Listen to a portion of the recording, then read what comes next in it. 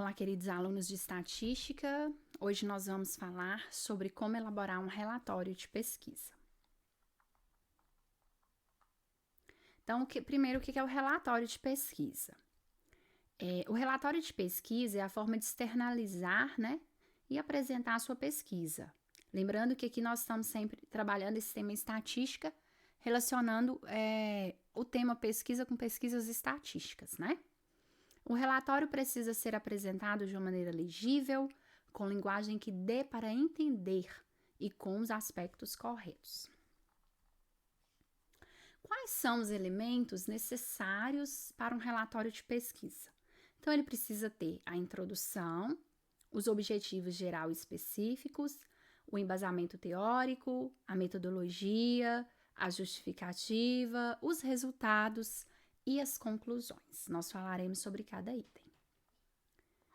Algumas dicas sobre como elaborar o relatório. Primeiro, revise bem para evitar erros ortográficos. Então, primeira coisa, um bom relatório de pesquisa ele não vai ter erros ortográficos, erros na ortografia, na linguagem culta, erros gramaticais. Então, é sempre bom analisar esses aspectos. Utilize tabelas e gráficos para sintetizar informações. Então, existem informações que, em forma de texto, elas vão ficar maçantes. Quando você utiliza ali uma tabela e um gráfico, você sintetiza e chama mais a atenção do leitor. Redija o texto de forma clara e criativa para atrair e manter a atenção do leitor. Então, quando você escreve o texto de uma maneira clara, você prende a atenção. Então, um texto confuso, que não tem clareza, que não tem coesão nas ideias, vai ser um texto que a pessoa que está lendo, ela não vai gostar, ela não vai se interessar por aquilo, vai ficar confuso. Então, quanto mais claro, mais simples estiver o seu texto, é melhor para que você prenda a atenção do leitor.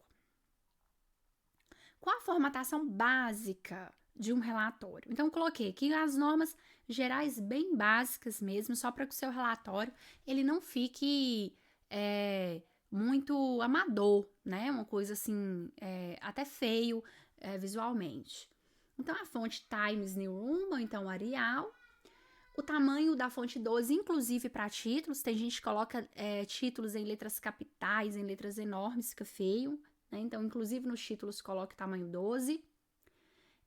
As margens esquerda e superior, eu estou colocando aqui como a sugestão 3, direita inferior 2. O espaço entre linhas, 1,5, então o espaçamento entre uma linha aqui e outra, tipo isso aqui que eu estou marcando aqui, seria 1,5. O recuo de primeira linha, então nada de pegar o cursor e dando espaço até você chegar na linha do parágrafo, não. Pega, vai lá em formatar parágrafo, dá recuo de primeira linha, que aí você tem o seu texto todo com o parágrafo, todo em formato só. Tem de dar tab, mas não é o certo, é você ir lá em formatar parágrafo, recuo de primeira linha 1,25. E para tabelas, a norma geralmente pede a fonte no tamanho 10, tá? Então, para as tabelas, a fonte seria um pouquinho menor. O que tem que constar na introdução do seu relatório? Primeiro, o contexto da pesquisa, não é só chegar e jogar as informações, você precisa contextualizar. Os objetivos, geral, específico, nós também já falamos sobre os objetivos. No caso do geral, ele é aonde você quer chegar com a sua pesquisa, e os específicos são as formas que você vai fazer para chegar naquela pesquisa. Então, quando a sua pesquisa ela já está pronta e você está fazendo um relatório, você vai colocar esses objetivos que você utilizou, para chegar até sua pesquisa. O próximo ponto é a justificativa, então, do seu trabalho. Então, toda pesquisa ela tem uma justificativa, ela tem, de certa forma, uma relevância, e o leitor ele quer saber qual é a relevância da sua pesquisa. O referencial teórico. O referencial teórico, ele deve contemplar as opiniões de estudiosos, acerca do tema. Então, o que as outras pessoas que estudaram o seu tema, elas falam sobre, Devem ser utilizadas pesquisas verídicas em fontes confiáveis. Nada de inventar que alguém falou alguma coisa. Vá à pesquisa e coloque. Cada estudo citado deve ter sua referência ao final do trabalho. Então, se você citou o autor Silva, você tem que colocar ele também no final do seu trabalho, tá? No interior do trabalho, os estudos apontados, eles devem ser citados conforme o nome do autor e a fonte. Então, você lê um trabalho, por exemplo, sobre saúde bucal, né? E aí você lê um trabalho do Silva lá, que fala alguma coisa sobre esse tema. Então, no decorrer do texto, você vai escrever conforme aponta Silva, de acordo com Silva, né? Silva relata que, destaca que. Então, você coloca. E aí, à medida que você colocou, você vai colocar o sobrenome do ou dos autores, você vai colocar o ano dele do lado aqui, ó. Então, do lado você vai colocar o nome. A próxima etapa do seu relatório de pesquisa estatística é a metodologia. A metodologia é a forma que o pesquisador utiliza para realizar o seu trabalho, né? Então, na metodologia devem estar explícitos o método utilizado para coleta, se são questionários, entrevistas pessoais, o período da coleta de dados, então, que você fez, né? A sua pesquisa, qual foi o período que você coletou os dados, os locais onde os dados foram coletados, quantas entrevistas ou questionários foram aplicados. Você vai caracterizar a amostra da pesquisa, também é interessante, né? Apresentar um pouco a sua amostra. Então, a faixa etária, a renda, né, o gênero e outras características pessoais. Como os dados eles serão analisados e apresentados também, tabelas, gráficos ou outros elementos. Então, você vai colocar como esses dados eles foram tabulados, né? Como eles serão apresentados ali no decorrer do seu trabalho. Ainda na metodologia, gráficos e tabelas devem ser devidamente intitulados. Por exemplo, se é uma tabela com a idade, você tem que ir no início da tabela, acima, escrever tabela 1, idade dos entrevistados. Gráfico 1, preferência dos entrevistados por esportes de equipe. E no caso também, gente, embaixo você precisa colocar fonte. Então, você pode colocar dados da pesquisa, né? Alguns colocam elaborado pelo autor, alguma coisa nesse sentido, tá? Mas tem que colocar embaixo também da tabela e do gráfico a fonte. E a coleta de dados? A coleta de dados é a forma como os dados eles chegarão até o pesquisador. É necessário seriedade na coleta de dados, pois essas informações irão determinar o andamento do estudo. Então, é na coleta de dados onde você vai efetivamente a campo procurar os dados, coletar esses dados, né? Como eu falei, tem que ser alguma coisa, tem que ser sério, né? Essa coleta, porque é isso que vai determinar, né, o cumprimento dos seus objetivos. A coleta pode ser feita através de instrumentos como entrevistas, questionários, pesquisas de mercado, dentre outros. Então, nós estamos falando aqui de pesquisas assim, mas, por exemplo, nas pesquisas agrícolas, a coleta de dados ela é feita com outras coisas, né? Então, você utiliza seres vivos ali na biologia, na química, né? Na parte agrícola, agrária. Então, a coleta tem outros ramos também. Nós estamos falando aqui dentro do nosso contexto. Os resultados, né? Os resultados, eles são o ápice da pesquisa, pois é neles que estão a resposta ao questionamento do pesquisador. Então, às vezes você está lendo a pesquisa ali, né? Bem interessante, mas e o resultado dela? Então, todo mundo quer saber a que conclusão que chegou, quais foram os resultados que você obteve, né? Escreva os resultados obtidos e faça uso das ferramentas icônicas, como gráficos, tabelas, imagens, para dar ênfase aos resultados e, como eu falei, muitas vezes sintetizar informações que ficariam muito grandes se você colocasse formato de texto. Quando você coloca num gráfico, numa tabela, fica mais sintetizado. E a conclusão, né?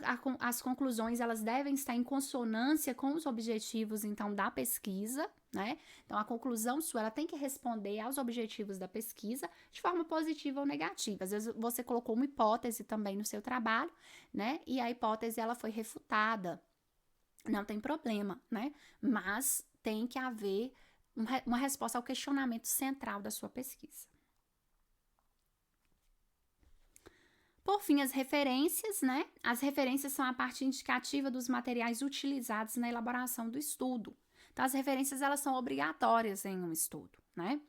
Se você utilizar o estudo e não realizar a referência, estará cometendo crime de plágio.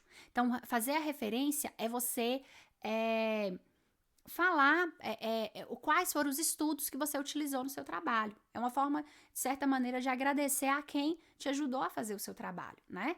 Então, nas referências, você vai colocar as pessoas, os estudos, né? Não as pessoas, mas os estudos que você utilizou para o andamento daquele estudo, tá? Então, tem que ser colocado. Por quê? Porque se você colocar a frase de alguém e falar que foi você que falou e essa pessoa ter acesso, você estará cometendo o crime de plágio. Para elaborar a referência, você deve seguir as regras da instituição a qual irá apresentar o relatório. Em geral, utiliza-se as normas da BNT. Então, as instituições de ensino, elas têm colocado normas, né? As normas próprias delas para elaboração de relatórios, né? Para elaboração de trabalhos acadêmicos, trabalhos científicos, né? E quando não existe, a regra básica é a norma ABNT, tem muito utilizado também as normas da APA, né? Mas cada instituição ali, geralmente ela elabora conforme as normas da BNT ou da APA, mas você pode ir nas normas da BNT que você não estará errando. Então, eu coloquei aqui somente o básico, bem básico das referências, porque, em geral, principalmente os alunos do ensino médio têm muita dificuldade em fazer referências, né? Então, por exemplo, uma referência de livro. Como que você faz a referência do livro? Então, primeiro aqui você vai colocar o sobrenome do autor, né? Então, você vai colocar o sobrenome do autor aqui em letras maiúsculas. E aí você, por exemplo, se foi Antônio Pereira da Silva, você começa pelo Silva. Então, vai ser Silva, Antônio Pereira da... Igual eu coloquei aqui, ó, Souza... Aqui ficou com letra minúscula, tá, gente? Com letra maiúscula. Souza Silvestre Prado D. As normas da APA não necessitam colocar com letra maiúscula. Então, de tudo, não é que isso aqui esteja errado, porque dentro das normas da APA não precisa ser letra maiúscula, mas nas normas da ABNT, sim. Então, Souza Silvestre Prado D. Comportamento humano nas organizações seria o quê? O nome, o título da obra, tá? Então, aqui, ó, o título da obra, comportamento humano nas organizações. Quando tem subtítulo, você coloca 2 pontos aqui e o subtítulo, né? Que às vezes tem um livro que ele tem um título e depois um subtítulo, aí você coloca 2 pontos e coloca o subtítulo. Edição ou volume, nesse caso, volume 1. A cidade, 2 pontos, Rio de Janeiro, 2 pontos. A editora, né? Fundação CCIERJ, vírgula, o ano 2009 e o número de páginas 191p, tá? Então, assim seria a referência de livro. E uma referência de site, eu coloquei porque as pessoas têm utilizado muitos sites, né? E às vezes não sabe fazer a referência correta. A mesma coisa, o sobrenome do autor, né? O nome, então seria Marques JR, e aqui eu já coloquei só as iniciais. Você pode colocar ou o nome completo da pessoa, acho que é José Roberto, né? Marques. Então você pode colocar o nome ou só as iniciais. O título da obra, o título do site, né? Então, aqui no caso, o título da obra seria a diferença entre liderança transacional e transformacional, né? Eu retirei do Instituto Brasileiro de Coaching. O ano seria 2019. Nesse caso aqui, eu não achei a cidade. Quando você acha a cidade no site, então você coloca aqui o nome da cidade aqui, né? Tipo São Paulo, 2019. E o link do site que você encontrou. Então, disponível em, aqui você coloca o título do site, o link do site, né? Que dá direto para a matéria, não é o título normal do site, né, não é a homepage, seria o link direto. E o acesso em, coloca aqui o acesso em dia, o mês, aí o mês geralmente a gente coloca as 3 primeiras letras, né? E o ano aqui. Então, essas aqui são as referências deste trabalho aqui, né, que eu tô colocando aqui pra vocês, tá? Tô colocando as referências aqui, cortou um pedacinho aqui da última referência, mas essas são as referências desse trabalho que eu estou deixando aqui pra vocês, tá? Inclusive da BNT, né, e algumas outras referências aqui interessantes, convido vocês a darem uma olhada. Então, é isso, pessoal, muito obrigada, e na próxima aula a gente fala mais conteúdo de estatística.